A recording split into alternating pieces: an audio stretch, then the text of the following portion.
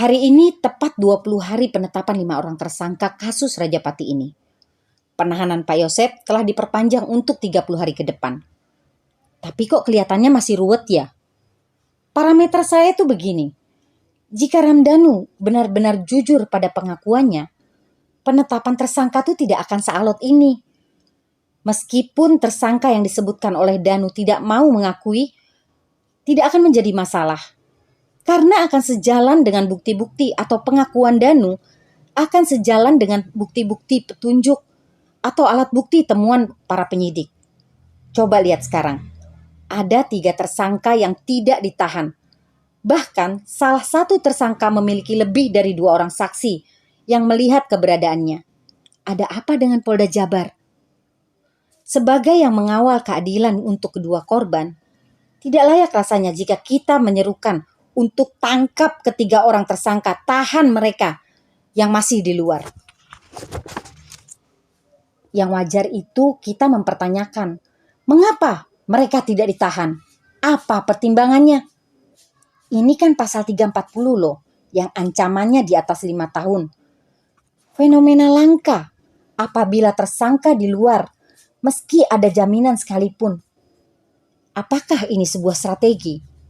Ataukah benar dasar tersangka mereka hanya berdasarkan keterangan Danu? Jika benar ini hanya berdasarkan dari keterangan Danu, jangan-jangan mereka bukan pelakunya. Semoga saja ya ini adalah strategi, bukan tindakan sewenang-wenang. Ada yang unik di sini. Pada saat penangkapan Bu Mimin dan Pak Yosep, rumah mereka digeledah. Ada beberapa barang yang disita dari rumahnya.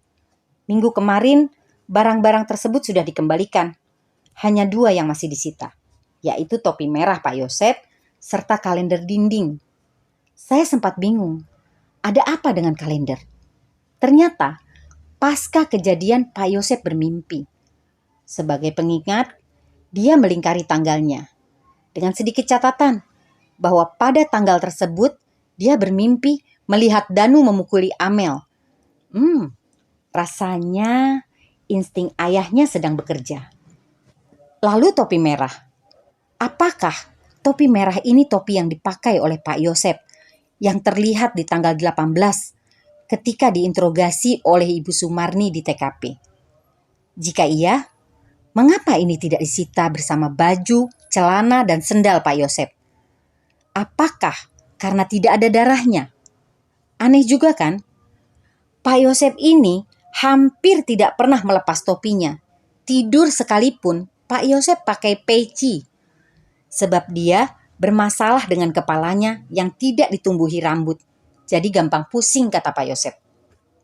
Nah, jika kita lihat di prarekon versi Danu kemarin, Pak Yosep adalah eksekutornya menurut Danu nih ya. Jika kita ikuti kronologi Danu, artinya Pak Yosep tidak pulang ke rumahnya. Langsung ke warnet, pecel lele, terus ke TKP. Artinya, Pak Yosep masih menggunakan pakaian yang sama. Heran, jika aktivitas berat seperti itu, topi nggak mental. Apalagi ada perlawanan dari Amel. Bahkan, nggak setitik pun ada darahnya. Kalau ada, pasti sudah disita pada tanggal 18 itu. Topi ini yang dipakai oleh Pak Yosep ketika diinterogasi di TKP di depan Ibu Kapolres. Lalu soal baju. Danu bilang Pak Yosep menggunakan baju yang sama. Yang masih jadi pertanyaan, jika Yosep eksekutor, mengapa yang belepotan darah malah bajunya Danu yang dicuci Waida? Aku taunya dari kolom komentarnya Mbak Suci yang ini nih. Juga kalung Amel. Menurut Pak Kades di wawancaranya dengan Aiman, kalung Amel ditemukan di aspal, di antara rumput dan mobil BMW. Tapi pada prarekonversi Danu kemarin, Amel digendong dari pintu depan. Apa ada yang kelewat gak sih sama Danu? Atau Danu lupa? Gengs, masih ingat kan? Dulu K9 selain menggigit pelaku Danu, dia juga menemukan sepatu putih di kebun belakang. K9 juga menghampiri tong sampah serta ke belakang cucian mobil. Adakah yang melihat bagian ini di prarekonversi Danu kemarin? Komen di bawah ya, gengs. Sebab saya lebih percaya anjing K9 daripada pelaku Danu. Karena bila benar Amel digendong lewat pintu depan, maka apa kabar kalung dan sepatu yang ditemukan di belakang kebun oleh K9? Kok malah kayaknya lebih sesuai dengan kronologi yang kesurupan ya? Bila si anjing arahnya ke tong sampah, maka diduga ada pelaku yang larinya ke arah polsek. Lalu kita ingatkan ada wanita berkerudung naik Avanza putih yang tertangkap oleh CCTV-nya Bu Harun. Itu pun arahnya menuju polsek atau perapatan Bandung. Nah, mana yang lebih bisa dipercaya? Danu atau anjing K9? Di prarekonstruksi versi Danu, kita melihat bahwa jenazah Ibu Tuti digotong berempat dengan posisi terlentang. Tetapi, jika kalian ingat, di awal-awal ada video yang menggambarkan atau memperlihatkan kaki Ibu Tuti di dalam mobil ketika jenazah belum dikeluarkan. Di situ terlihat tampak seperti bekas seretan di jari-jari kaki Bu Tuti bagian luar. Itu seperti diseret dalam keadaan terkelungkup. Satu hal yang masih menjadi concern saya, bahwa tidak adanya secuil pun sidik jari dari ketiga orang tersangka tersebut yang saat ini masih di luar. Karena jika kita lihat prarekonstruksi versi Danu kemarin, tidak ada satupun yang menggunakan sarung tangan.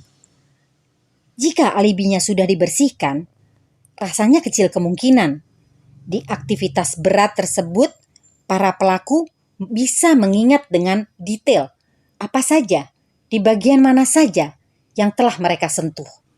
Saya masih berpegang pada prinsip dasar saya.